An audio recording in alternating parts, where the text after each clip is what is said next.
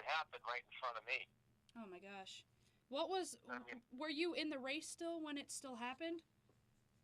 I was in the race, yeah, I hadn't finished. And it happened at right on Boylston Street, the finish, and I was coming up Hereford, and the bomb went off. And I, of course, you don't really know what's going on. I just noticed people running towards me, Mm-hmm. and then I saw the smoke, and then I saw people sprawled out, and they just were pushing. They just were waving us off. It was like an airplane, they were waving us off, so we couldn't finish. I didn't mind because I knew immediately there was trouble. People were crying. People were on their cell phones, but the cell phones wouldn't work because so many people were trying to call out. My main concern was my daughter was up here with me. Have you been reunited with her yet? Yes, we're okay. Everybody's okay physically, but emotionally it was just so tough. I'll tell you, it was a blast. I mean, you saw it I saw it on the news. It was about maybe 300 yards from the finish, Mm-hmm. probably 300 yards from where I was. And you look at, God's healing hands, and, I've said that all along. If I'd run a minute faster or 30 seconds faster, that could have been me. Yeah, you're right. People died. And, it's ironic. I took a picture with my daughter at the 4-mile mark, and at 20 miles, and that might have slowed me down enough to not, be in that situation. Wow. Now, where was your daughter at the time of the bombs? Was she nearby or still a little bit further behind you?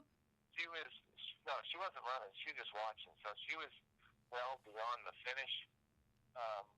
So she was in a safe area. I don't think she saw it, fortunately. I don't think a high school kid needs to see that. Right. Right. Now, with the scene, there was a lot of smoke. You said that they were pushing you along, kind of. What happened after that? After they pushed the runners back that weren't finished a good quarter to half-mile back.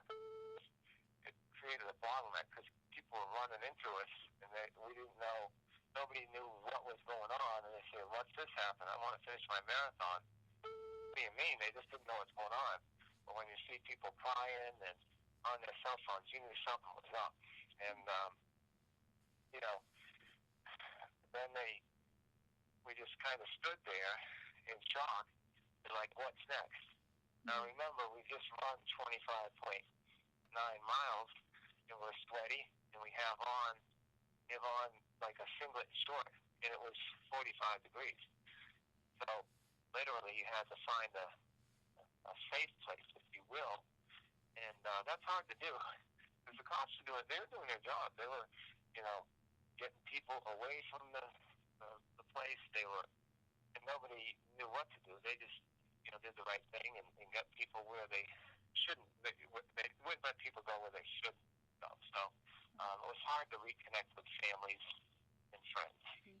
Now, in all the chaos, I'm sure there's 1,000 things running through your head and running through the heads of everyone else involved.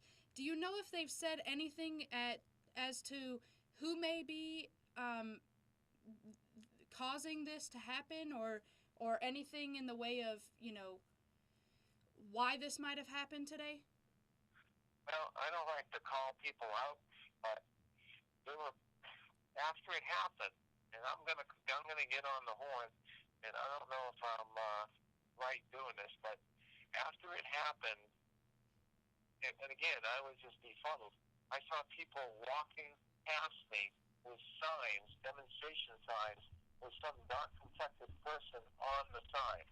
And I didn't, you don't make a connection, You just run 25.9, almost 26 miles, and I didn't make a connection. And afterwards I go, I bet they were gloating over this thing.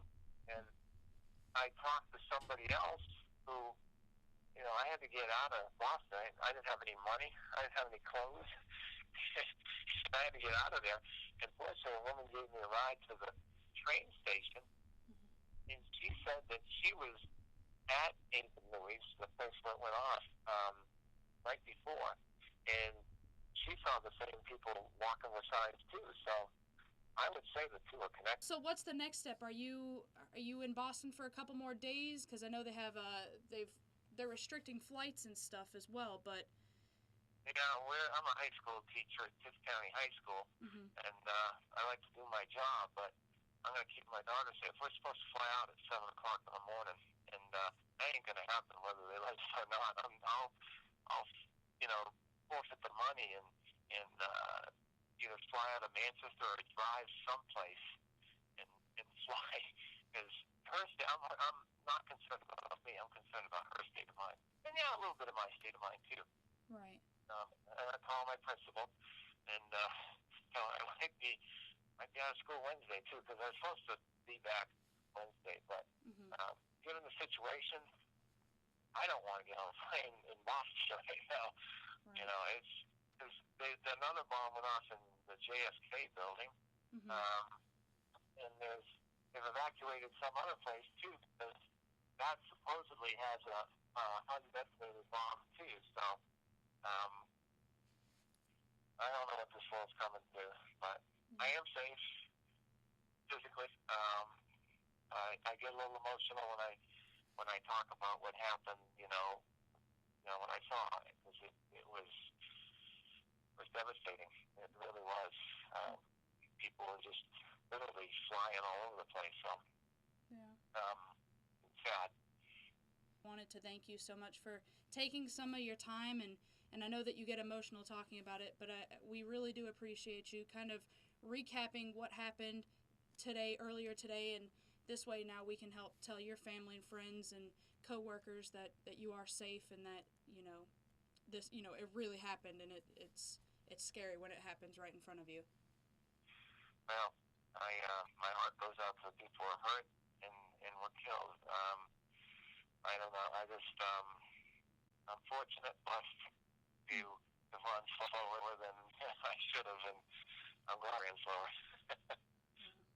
So that's the punchline to the whole thing, I guess. Yeah.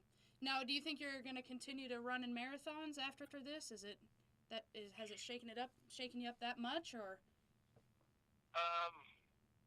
I've told people, and this is going to sound awful. I often say that venues, if you're going to terrorize some venues to do them at, or where people have large gatherings, and large gatherings could be a concert, it could be a athletic event, or it could be a marathon.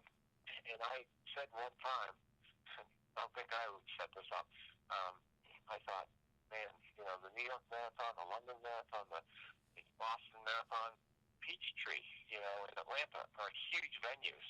And, if you want to really hurt people, there's a lot of people gathered. And it's unfortunate people think that way. I wasn't thinking that way. I just think, man, that's what they go for when they do stuff like this. Yeah. Well, again, I'm so sorry that you had to deal with this, and I appreciate you giving us a call to tell us your story about what happened earlier this afternoon.